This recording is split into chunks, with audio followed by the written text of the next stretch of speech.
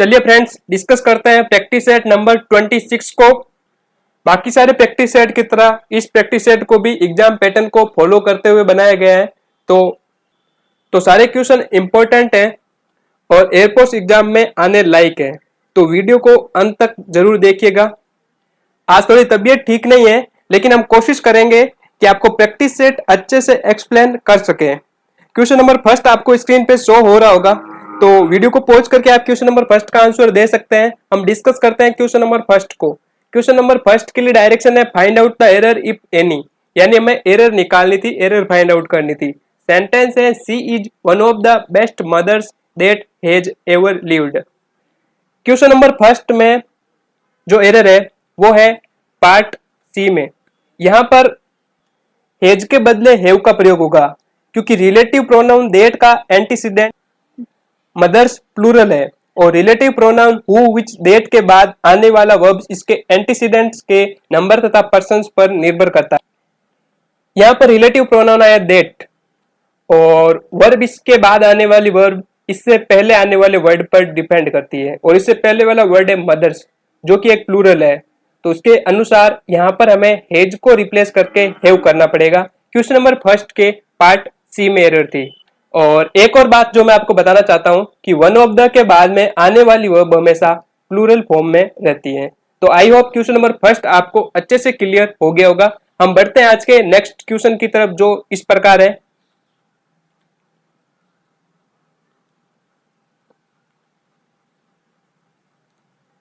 चलिए friends discuss करते हैं क्वेश्चन नंबर सेकंड को। क्वेश्चन नंबर सेकंड में हमें एरर निकालनी थी और सेंटेंस है John I and Hari have finished our studies. तो क्वेश्चन नंबर सेकंड बहुत ही इजी है। एरर है वो है पार्ट ए में। यहां पर जॉन आई एंड हरी के बदले जॉन हरी एंड आई का प्रयोग होगा, क्योंकि दो या दो से अधिक नाउन्स या प्रोनाउन को यदि एंड से जोड़ना हो तो उनका क्रम हमेशा 2 3 1 यानी सेकंड पर्सन, थर्ड पर्सन और फर्स्ट पर्सन होता है। तो सिंपल सा क्या है कि जब किसी सेंटेंस में दो से अधिक नाउन्स दिए हो, यहाँ पे दो से अधिक नाउन है और उसके लिए एक विशेष क्रम फॉलो किया जाता है। सबसे पहले सेकंड पर्सन आता है, फिर थर्ड पर्सन आता है और फिर फर्स्ट पर्सन आता है। तो जॉन एंड हरी हो गया थर्ड पर्सन और आई हो गया फर्स्ट पर्सन। तो सबसे पहले जॉन एंड हरी आएगा और आई इसके बाद आएगा और सेंटेंस हो जाएगा John Hari and I have finished our studies. I hope question number second आपको अच्छे से क्लियर हो गया होगा। हम बढ़ते हैं आज के नेक्स्ट क्वेश्चन की तरफ।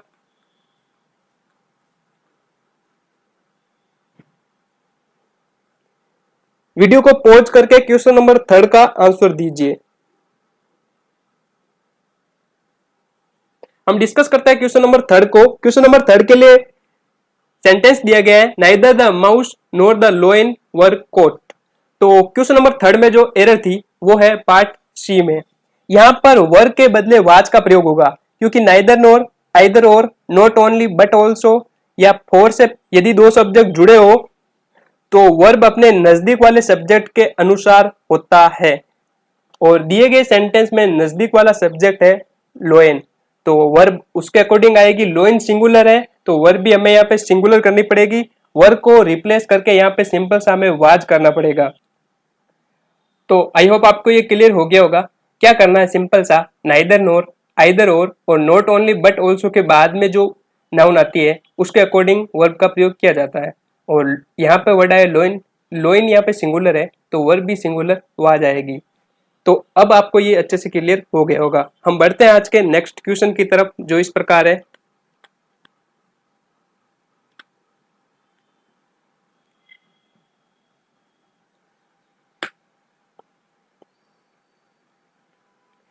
चलिए फ्रेंड्स डिस्कस करते हैं क्वेश्चन नंबर 4 को। क्वेश्चन नंबर 4 के लिए डायरेक्शन है choose the one option which best express the meaning of the word given below.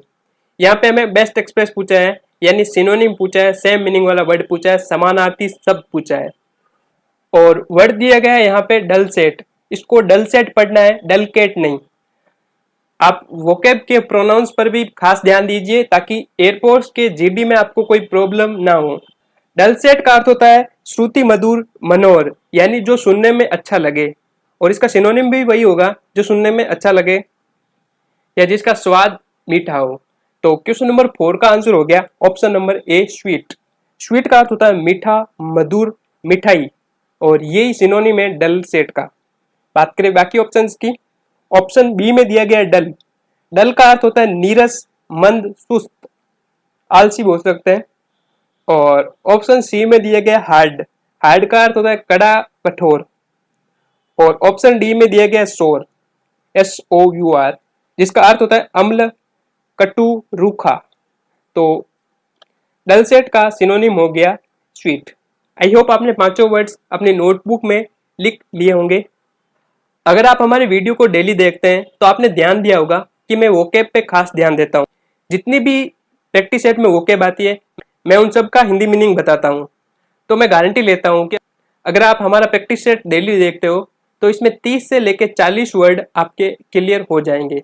आप एक काम करो, जब भी आप प्रैक्टिस सेट देखते हो तो आप नोटबुक लेके जितने भी वर्ड्स का मैं हिंदी मीनिंग बताता हूँ फिर उनको लिखो और उनको गिनना कि मैं कितने वर्ड्स का हिंदी मीनिंग बताता हूँ। लगभग 30 से 40 वर्ड आपके हर दिन मैं क्लियर करवाता हूँ। तो इस तरह आपके वोकैब का कोई भी क्वेश्चन गलत नहीं होगा। हम आपके लिए इतनी मेहनत करते हैं तो आपका भी फर्ज बनता है कि आप हमारे चैनल को और स्टूडेंट्स तक पहुंचाओ ताकि उनका भी फायदा हो। हमारे चैनल के अभी तक 900 सब्सक्राइबर कंप्लीट हो चुके हैं और मेरा लक्ष्य है इसको 1000 तक कंप्लीट करने का। तो प्लीज़ आप इस चैनल को ज़्यादा से ज़्यादा शेयर करो ताकि हमारे चैनल पर और फीचर्स ऐड हो सके और हम आपकी और हेल्प कर सकें। हम बढ़ते हैं आज के नेक्स्ट क्वेश्चन की तरफ जो इस प्रकार है।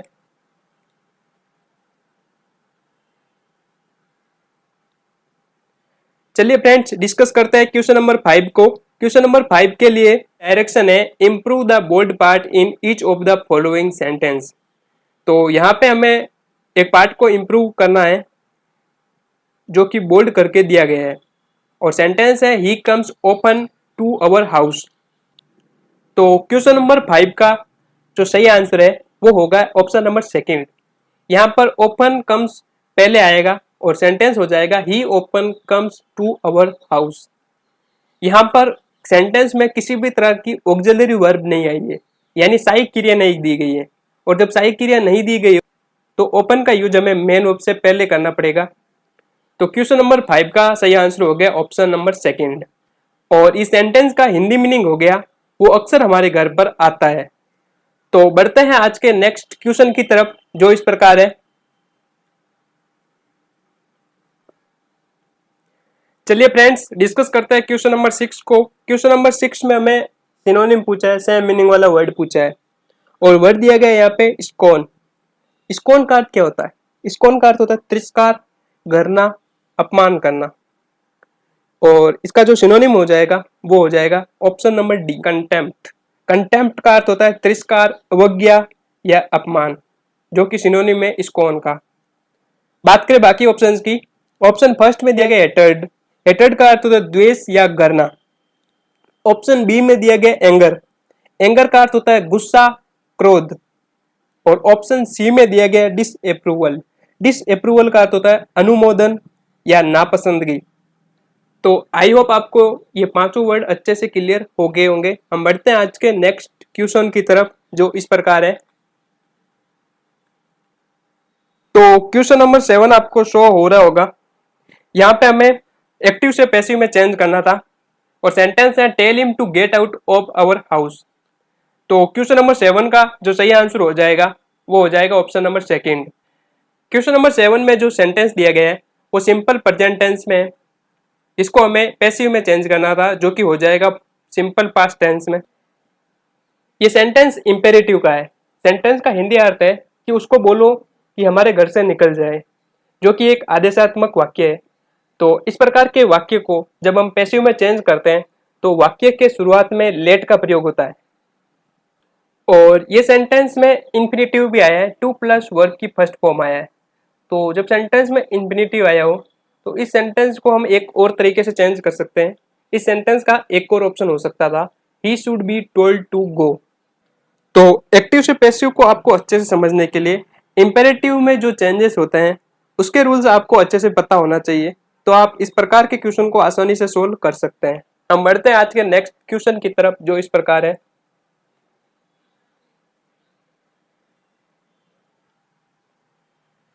वीडियो को पॉज करके क्वेश्चन नंबर 8 का आंसर दीजिए। चलिए फ्रेंड्स डिस्कस करते हैं क्वेश्चन नंबर 8 को। क्वेश्चन नंबर 8 के लिए डायरेक्शन है choose the one option which opposite in meaning of the word given below. यहाँ पे हमें ऑपोजिट पूछा है, एंटोनिम पूछा है, विपरीतार्थक शब्द पूछा है। तो क्वेश्चन नंबर 8 में जो हमें वर्ड दिया गया है वो है सिवुलरस। इसको हमें सिवुलरस पढ़ना है। इसका सही प्रोनाउंस होगा सिवुलरस। सिवुलरस का अर्थ होता है शौर्यवान, सुसम्य, उदार, शिष्ट, या फिर बोल सकते हैं वीर और बहादुर। ये सिवुलरस का अर्थ हो गए। इसका एंटोनिम वो होगा जो इसके ऑपोजिट हो। तो क्वेश्चन नंबर 8 का जो सही आंसर है वो है ऑप्शन नंबर बी। डास्टरली का अर्थ क्या होता है? डास्टरली का अर्थ होता है कायर, डरपोक। यानी जो कायर हो वो डास्टरली और जो वीर हो, बहादुर हो, वो सिवुलरस। बात करें बाकी ऑप्शंस की। ऑप्शन फर्स्ट में दिया गया गैलेंट। गैलेंट का अर्थ होता है बहादुर, वीर, भव्य। तो गैलेंट सिनोनिम हो गया सिवुलरस का। और ऑप्शन सी में दिया गया एमरस। एमरस का अर्थ क्या होता है? एमरस का अर्थ होता है प्रेमी, परिणयी या प्रेम संबंधी। ऑप्शन डी में डिफाइंट। डिफाइंट का अर्थ होता है विद्रोही, रिबेलियन, यानी जो विद्रोह करता है उसके लिए डिफाइंट या रिबेलियन वर्ड का यूज किया जाता है। तो बढ़ते हैं आज के नेक्स्ट क्वेश्चन की तरफ जो इस प्रकार है।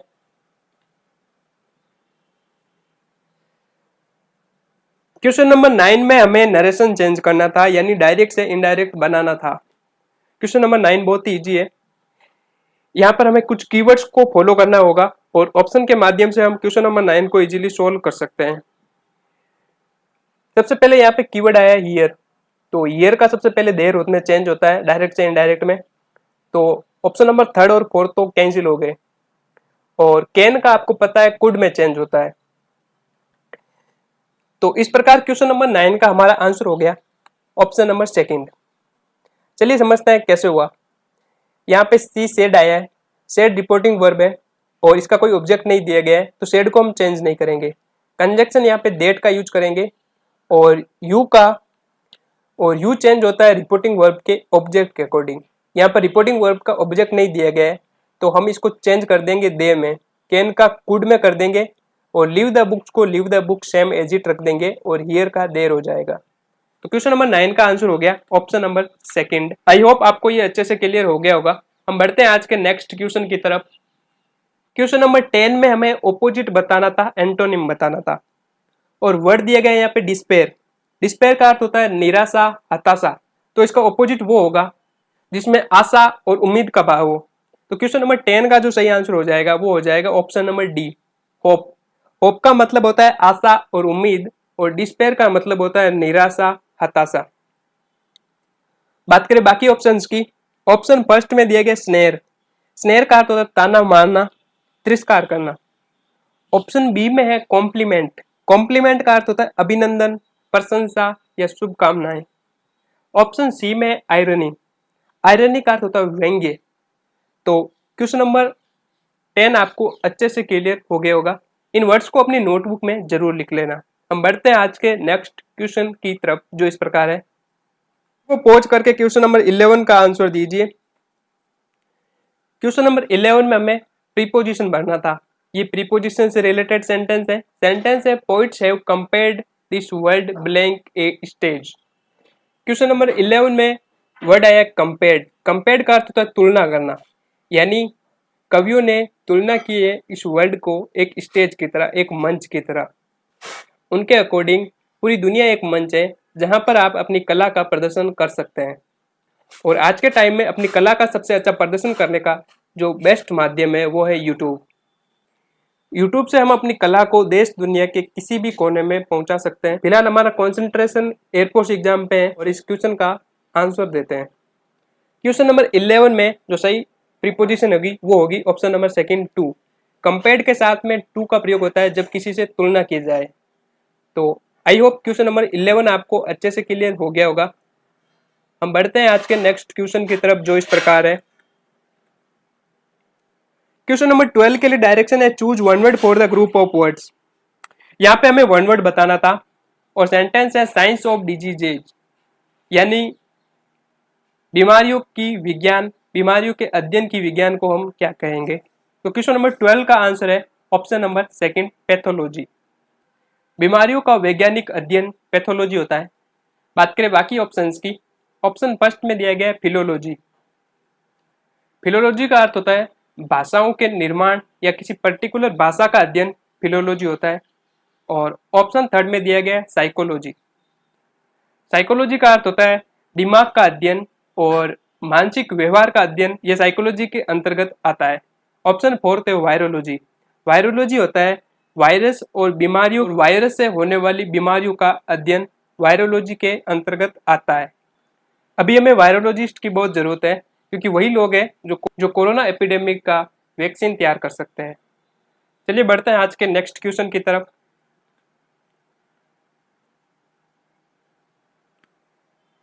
चलिए फ्रेंड्स डिस्कस करते हैं क्वेश्चन नंबर 13 को। क्वेश्चन नंबर 13 में हमें इडियम फ्रेज दी गई है जिसका हमें अर्थ बताना है और इडियम है to call it a day. To call it a day का मतलब होता है संन्यास लेना या किसी भी काम को रोक देना। तो क्वेश्चन नंबर 13 का जो सही आंसर है वो है ऑप्शन नंबर 4। इन तीनों ऑप्शन में जो दिया गया वर्ड है वो हमारे इडियम के मीनिंग को संतुष्ट नहीं करता है। तो to call it a day का अर्थ हो जाएगा संन्यास लेना या सेवानिवृत्त हो जाना या किसी भी काम को करने से रोक देना। तो यहाँ पे ऑप्शन में उसका अर्थ नहीं दिया गया है तो मैंने इसका अर्थ नीचे लिख दिया है, तो आप उसको पढ़ लेना। हम बढ़ते हैं आज के नेक्स्ट क्वेश्चन की तरफ जो इस प्रकार है। क्वेश्चन नंबर 14 के लिए डायरेक्शन है चूज करेक्ट स्पेल्ड वर्ड। चारों में से एक वर्ड सही है, बाकी 3 वर्ड गलत है और हमें उसी वर्ड को तलाशना था। क्वेश्चन नंबर 14 का सही आंसर हो जाएगा ऑप्शन नंबर 4 पंजेंट। पंजेंट का अर्थ होता है तीखा, तीक्ष्ण, कटु, तेज। तो पंजेंट की सही स्पेलिंग है PUNGENT। चलिए बढ़ते हैं आज के नेक्स्ट क्वेश्चन की तरफ जो इस प्रकार है।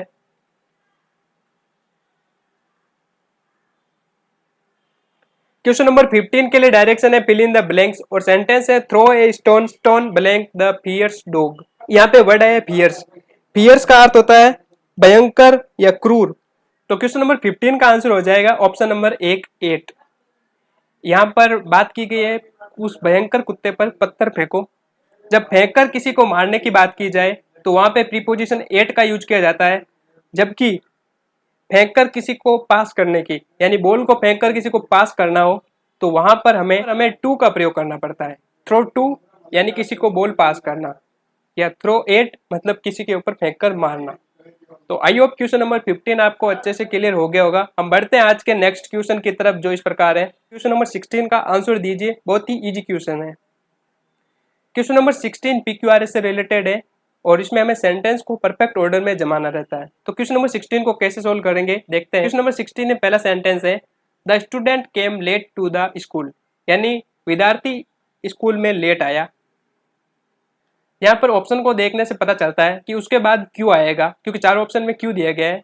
तो क्यू को पढ़ते हैं। क्यू में लिखा है the watchman did not allow him inside the school. जो वॉचमैन था उसने इसको स्कूल के अंदर आने की परमिशन नहीं दी।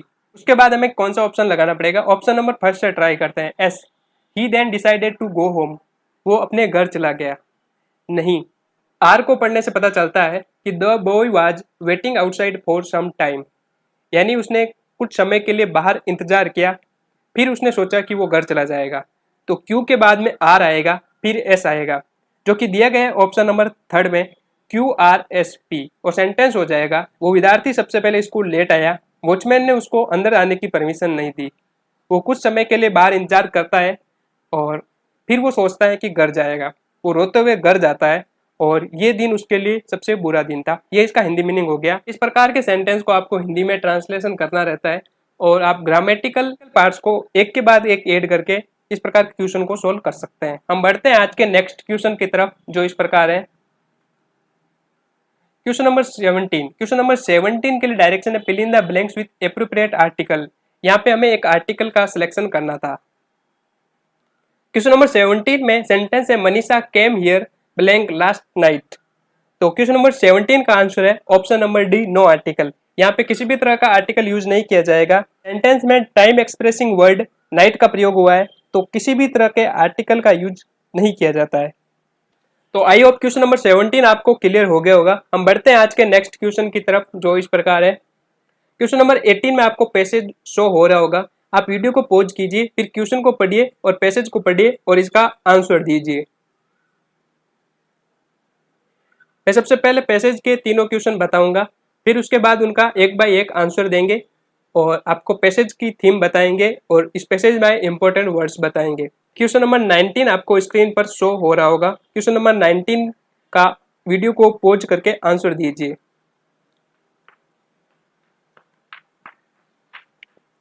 और आज का हमारा लास्ट क्वेश्चन जो कि आपकी कंप्यूटर स्क्रीन पर इस प्रकार है।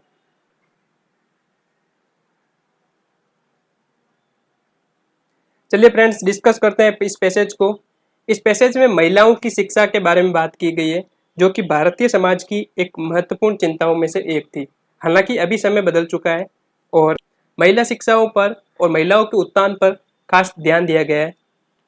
आज शिक्षा के हर क्षेत्र में और बाकी सभी क्षेत्रों में भी महिलाएं अपना नाम रोशन कर रही है और भारतीय समाज में महिलाओं के लिए बहुत सारे संस्थान और स्कूल कॉलेजेस खोले गए हैं। जैसा कि आपको पता है साक्षरता दर महिलाओं की बहुत कम होती है, तो भारत में इसको बढ़ाने पर जोर दिया गया है।